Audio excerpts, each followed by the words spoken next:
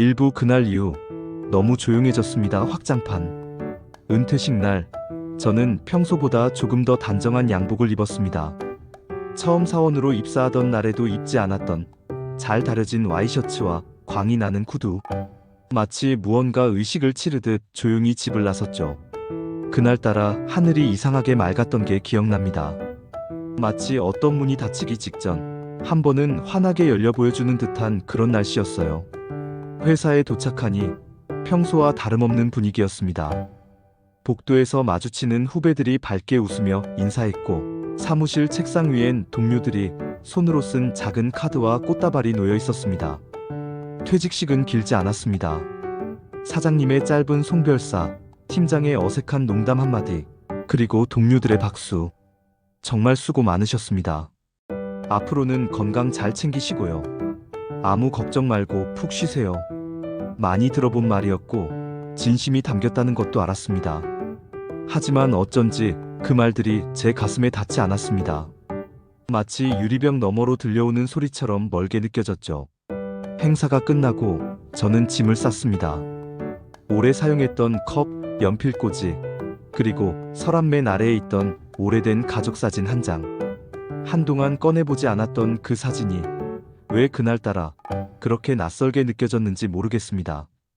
모든 것을 정리하고 회사 문을 나설 때 저는 한 번 뒤를 돌아봤습니다.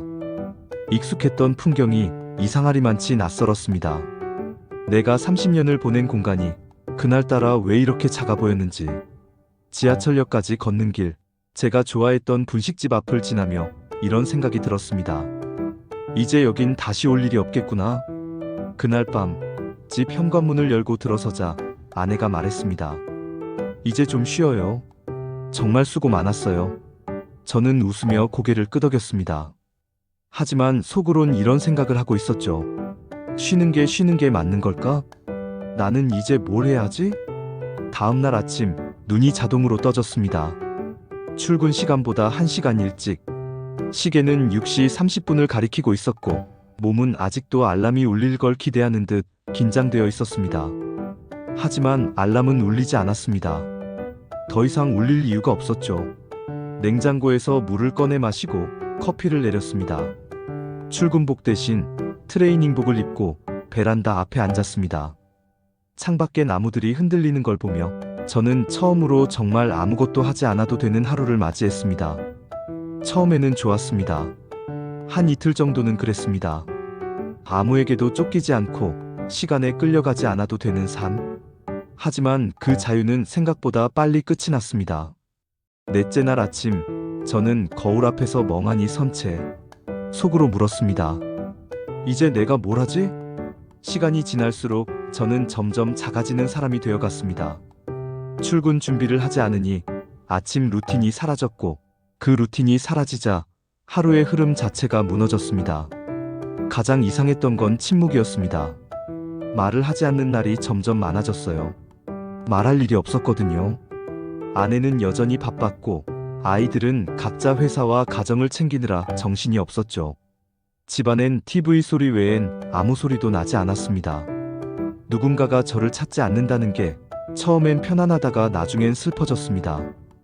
어떤 날은 하루 종일 말 한마디 하지 않은 채 침대에 누워 잠들기도 했습니다. 그리고 거울을 볼 때마다 스스로에게 묻게 됐습니다. 나는 지금 살아있는 걸까?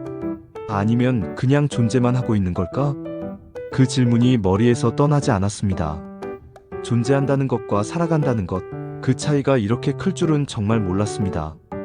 그날 이후 제 안에 어떤 벽이 서서히, 아주 서서히 무너지고 있었던 것 같습니다.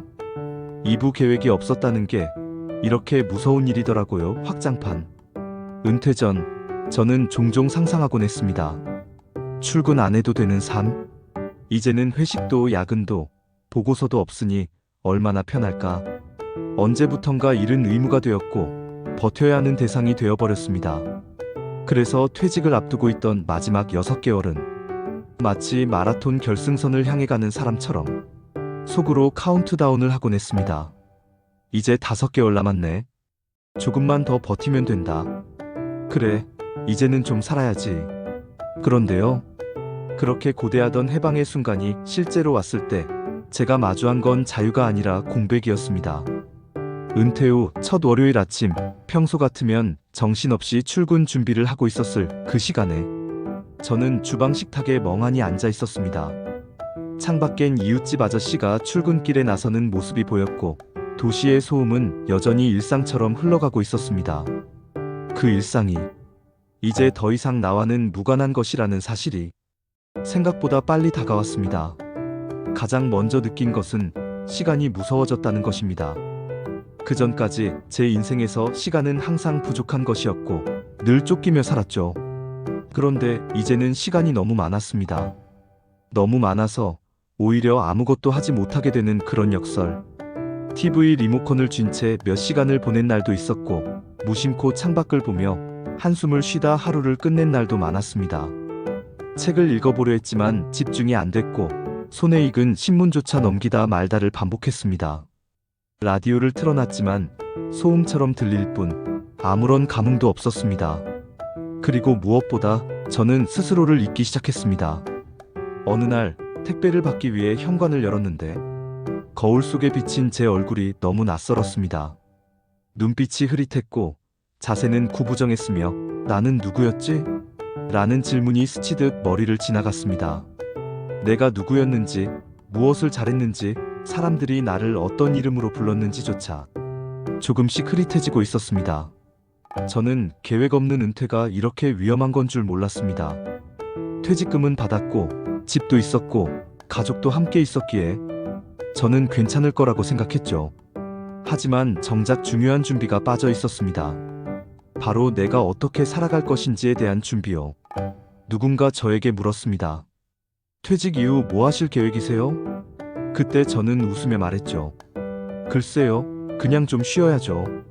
그 대답이 이렇게 비어있는 말일 줄 그땐 몰랐습니다. 친구들이 그러더군요.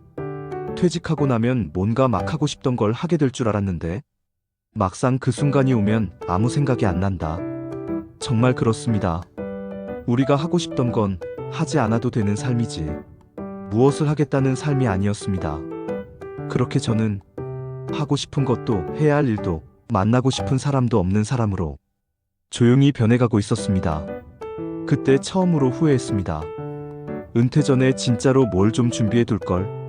책을 한 권 읽어놓든 관심 있는 동호회를 하나 만들어보든 작은 일이라도 계획을 세워놓았더라면 이렇게까지 막막하진 않았을 텐데.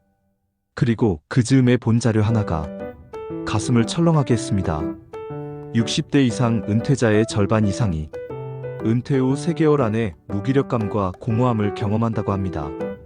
은퇴 직후 우울감을 느낀다는 비율은 약 38%.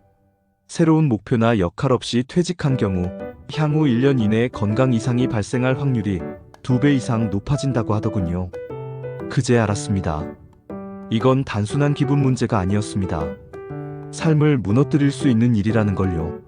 그렇게 저는 조금씩 깨달아갔습니다. 아무 준비 없는 은퇴가 가장 위험한 은퇴라는 걸. 3부 시간은 많은데 나는 할 게 없었다 확장판. 어느 날 아침 일찍 눈이 떠졌습니다. 시간은 6시 20분. 예전 같으면 부랴부랴 출근 준비를 해야 할 시간이죠. 습관적으로 몸을 일으켰다가 이불에 다시 몸을 눕혔습니다. 아, 오늘도 할 일이 없지. 그 생각이 머릿속을 무겁게 눌렀습니다. 그날 저는 결심했습니다. 이대로는 안 되겠다. 뭔가 해야 한다. 아내가 출근한 후 혼자 커피를 내리며 다짐했죠.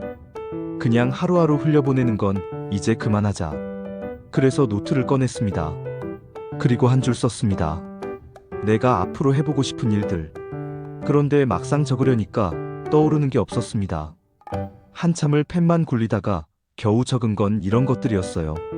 운동 다시 시작하기, 영화 보기, 책 읽기, 친구 만나기. 근데 그것도 잠깐. 다음 날 아침 그 리스트를 다시 들여다보며 생각했습니다.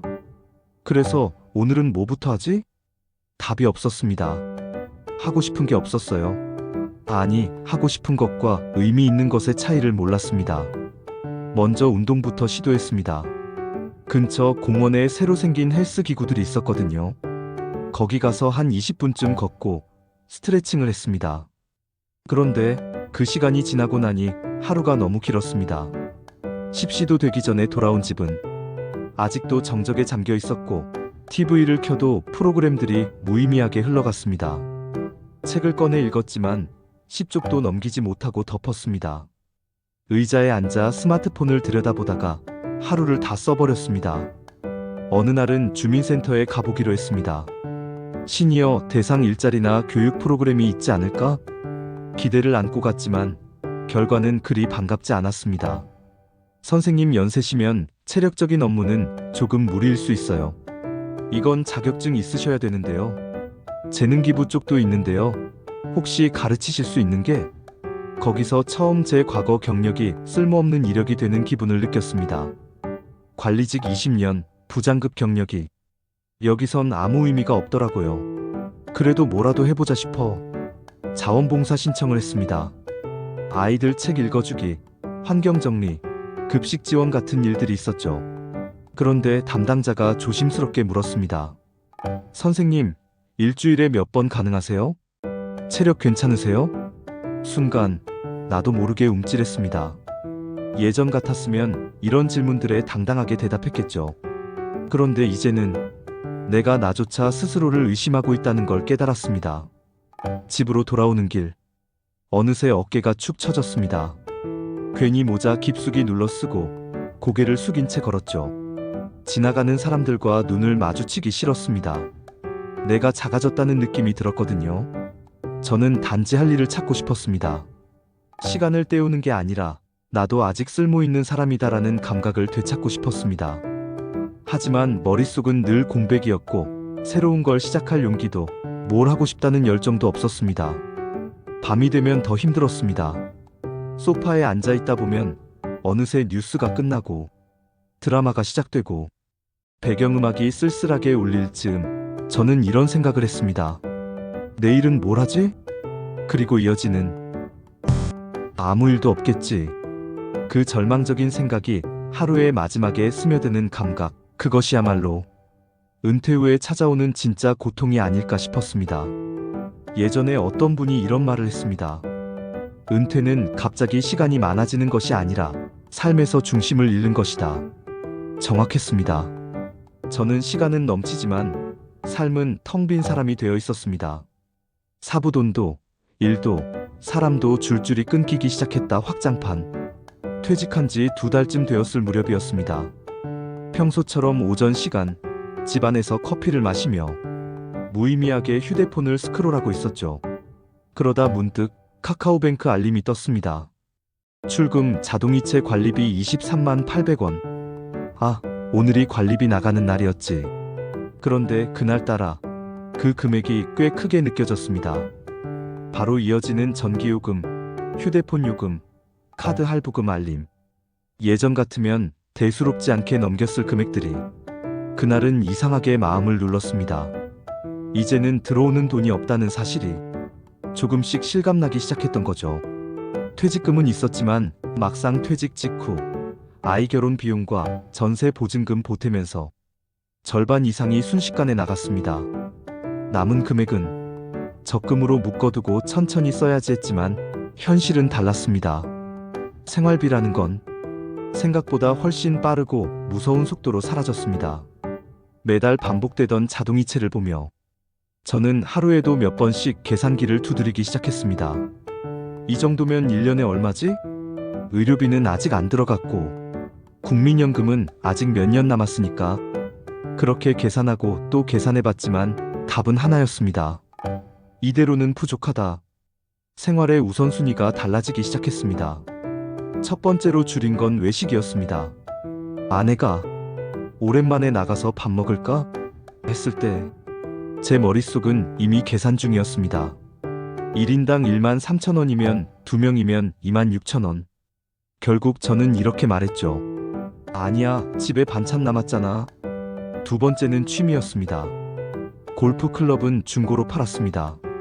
헬스장도 해지했고 동네 문화센터도 끊었습니다. 세 번째는 병원이었습니다. 어깨가 욱신거리기 시작했지만 뭐 이 정도야 그냥 파스 붙이면 되지 하고 넘겼습니다.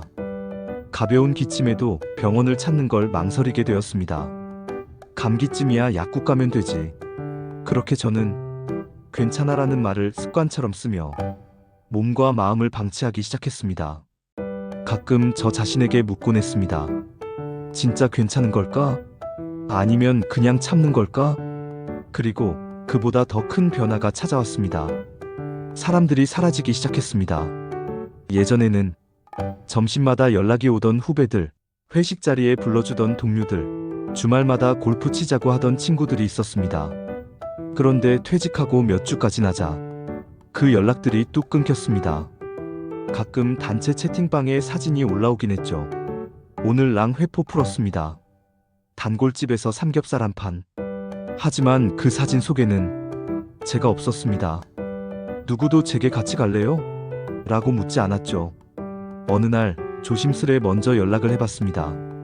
오랜만이야. 이번 주 시간 어때? 그랬더니 돌아온 답은 아, 이번 주는 바쁘고 다음에 보자. 그 다음은 오지 않았습니다. 저는 천천히 깨달았습니다. 퇴직은 직장만 그만두는 일이 아니라 사회적 관계에서 점점 사라지는 일이라는 걸요. 사람들이 더 이상 저를 무언가 하는 사람으로 보지 않기 시작했습니다. 가장 뼈아팠던 건 아들과의 통화였습니다. 아빠, 요즘은 뭐 하세요? 그 짧은 질문에 저는 3초 이상 대답을 하지 못했습니다. 뭘 하지 뭐, 특별한 건 없지. 결국 어색하게 웃으며 뭐 그냥 쉬고 있지 뭐. 아들의 목소리도 조금 낯설었습니다. 그 아이도 어쩌면 저를 점점 조언자가 아닌 사람으로 기억하고 있는 걸지도 모른다는 생각이 들었습니다. 그때부터였던 것 같습니다. 혼잣말이 줄고 TV와 이야기하는 시간이 늘고 밤잠이 들기까지 더 오래 걸리게 된 것은요. 그 시기에 저를 한 문장으로 표현하자면 존재하되 소외된 사람이었습니다.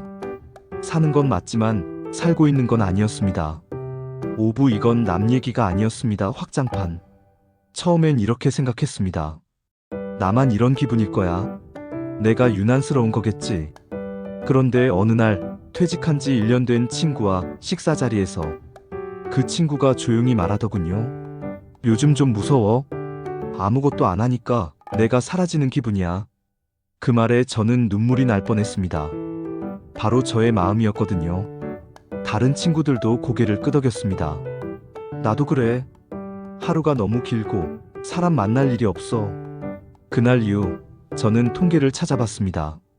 통계 요약. 은퇴자 10명 중 6명. 퇴직 후 우울감 경험. 퇴직 후 부부 갈등 3배 증가. 60대 이상. 연금 받기 전 공백기 평균 3.8년. 그 기간 동안 대부분 저축을 줄이며 생계 유지. 이건 절대 남의 일이 아니었습니다. 퇴직한 사람 대부분이 비슷한 고민과 외로움 속에 있었던 겁니다. 그런데 왜 아무도 이걸 말해주지 않았을까요? 퇴직은 단순한 마침표가 아니라 삶을 다시 써야 하는 새로운 시작이라는 걸요. 6부 늦지 않았다는 걸 그때 알았습니다. 확장판. 그러던 어느 날 동네 마트에서 장을 보다가 벽에 붙은 안내문 하나가 눈에 들어왔습니다. 스마트폰 기초 활용 중장년 무료 강좌 모집. 처음엔 망설였습니다. 이제 와서 내가 뭘 배우겠어. 그런데 이상하게 그날은 그 종이를 사진으로 찍었고 며칠 후 수업에 참여했습니다. 작은 강의실, 비슷한 나이의 분들. 처음엔 어색했지만 조금씩 웃음이 나기 시작했습니다. 사진 찍는 법, 문자 보내기, 모바일 뱅킹 쓰는 법까지. 처음 배우는 건 낯설었지만 괜찮아요. 처음은 누구나 그렇죠. 라는 선생님의 말에 마음이 놓였습니다. 그 수업이 제게 삶의 새로운 리듬을 만들어주기 시작했습니다. 아침에 일어나는 이유, 옷을 고르는 이유, 누군가와 대화하는 즐거움. 이건 단순한 공부가 아니었습니다. 내 삶을 다시 움직이게 하는 과정이었죠. 작지만 중요한 변화들이 일어났습니다. 집 안에만 있던 제가 이제는 어딘가를 향해 걷는 사람이 되었고 누군가에게 말을 걸고 다시 웃을 수 있는 사람이 되었습니다. 그리고 무엇보다 배우는 것의 의미를 다시 느꼈습니다. 배움은 단순히 정보를 얻는 것이 아니라 삶을 회복하는 과정이었습니다. 무너져 내리던 나를 다시 조금씩 세우는 일. 그게 평생학습이라는 이름으로 제게 찾아왔던 것입니다. 그러던 중 강사 선생님이 수업 말미에 이런 말을 하셨습니다. 여러분, 나이 때문에 주저하지 마세요. 배우는 데에 늦은 건 없습니다. 지금부터가 오히려 진짜 자기 삶의 시작일 수도 있어요. 그 말에 저는 마음속으로 크게 박수를 쳤습니다. 맞습니다. 늦었을 수는 있지만 끝난 건 아니었습니다. 퇴직하고 몇 달 동안 저는 나는 끝났다고 느꼈습니다. 사람으로서의 역할, 정체성, 삶의 의미까지 다 놓아버렸다고 생각했죠. 하지만 아니었습니다. 한 걸음만 내디뎌 보면 그 길은 다시 열릴 수 있었습니다. 우리는 종종 스스로를 너무 빨리 포기합니다. 나이가 들었다고, 환경이 바뀌었다고, 의미 있는 일은 이제 없다고 생각하죠. 그렇지만 아닙니다. 조금만 용기 내면, 조금만 눈을 돌리면 삶은 여전히 움직이고 있는 중이었습니다. 이제 저는 말할 수 있습니다. 늦은 것과 끝난 것은 다르다고. 그리고 삶은 언제든 다시 시작할 수 있다고. 저는 이제 시간을 버티는 사람이 아니라 삶을 살아가는 사람입니다. 에필로그 당신의 시간은 아직 유효합니다. 이 영상을 끝까지 시청해주신 분들께 진심을 담아 말씀드리고 싶습니다. 혹시 지금 퇴직을 앞두고 계신가요? 혹은 이미 은퇴하셨지만 방향을 잃고 계신가요? 그렇다면 제가 겪은 이 이야기에서 조금이나마 마음에 와닿는 부분이 있었다면 꼭 기억해 주세요. 지금부터 시작해도 절대 늦지 않았습니다. 당신의 시간은 아직 유효합니다. 아니, 어쩌면 지금이야말로 진짜 당신의 시간일 수 있습니다. 퇴직은 끝이 아니라 삶을 다시 쓰는 첫 문장입니다. 오늘의 셀프 체크리스트. 지금 이 영상을 끄기 전에 잠시만 스스로에게 물어보세요. 나는 지금 내 삶의 주인인가요? 은퇴 후 하고 싶은 일이 무엇인지 구체적으로 알고 있나요? 하루에 기대되는 순간이 하나라도 있나요? 관계, 소득, 건강 중 지금 가장 취약한 영역은 어디인가요? 앞으로의 삶에서 내가 나를 위해 해줄 수 있는 것은 무엇인가요? 이 질문에 조금이라도 대답할 수 있다면 당신은 이미 다시 시작하고 있는 중입니다. 끝까지 함께 해주셔서 정말 감사합니다. 혹시 이 이야기 속에서 당신의 모습이 조금이라도 비쳤다면 지금 이 순간이 바로 삶을 다시 쓰는 첫날입니다. 좋아요와 구독은 당신의 노후 설계를 위한 가장 따뜻한 습관이 될 수 있습니다. 감사합니다. 그리고 당신의 인생 2막을 응원합니다.